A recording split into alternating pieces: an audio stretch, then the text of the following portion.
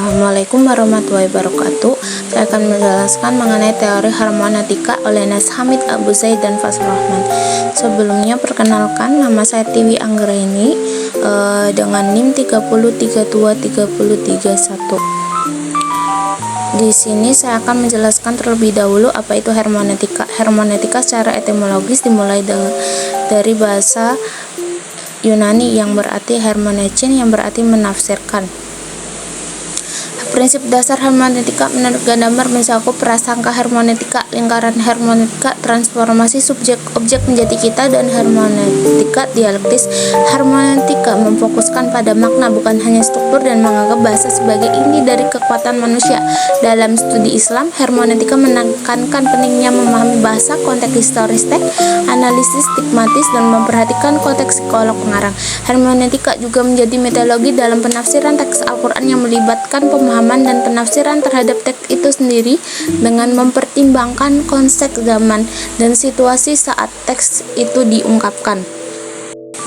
Teori Nas Hamid Abu Zaid. Teori hermeneutika Nas Hamid Abu Zaid mencakup interpretasi teks Al-Quran sebagai produk budaya yang terpijak pada interaksi teks dengan sistem budayanya. Ia mengusulkan metode penafsiran yang berpijak pada interaksi yang diciptakan teks dengan sistem budayanya yang dikenal sebagai metode takwil.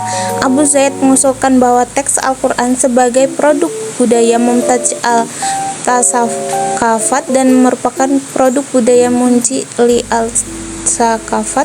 Dalam pengamatannya, teori hermeneutika Abu Zaid juga mengkritisi metodologi interpretasi teks Al-Quran yang berpangkalan pada ilmu pengetahuan yang ia percayakan akan menghapuskan upaya pemahaman yang ilmiah bagi fenomena teks.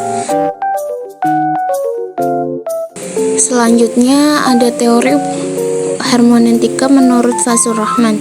Teori hermeneutika Fazlur Rahman mencakup pendekatan yang menekankan pentingnya memahami Al-Quran sebagai keseluruhan dan menjadi satu kesatuan yang utuh.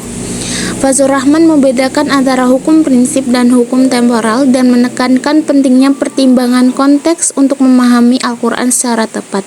Teori Rahman adalah double movement hermeneutics yang terpengaruh oleh pemikiran filsuf ahli hukum Italia. Metode hermeneutika Rahman melibatkan langkah-langkah seperti melakukan pendekatan serius dan jujur dalam menemukan makna Al-Quran, mempelajari situasi historis dalam masa lalu, dan menggunakan logika dan penggunaan rasionalitas sebagai dasar tindakan hermeneutis. Teori Rahman ditunjukkan untuk membangun harmonisasi tiga aspek ajaran Islam dalam ranah hukum, etika, dan hukum yang saling mendukung antara satu yang sama lain, yang didasarkan pada tiga prinsip dasar tatanan hubungan manusia, yaitu egalitarisme, keadilan, dan konsolidasi mutual.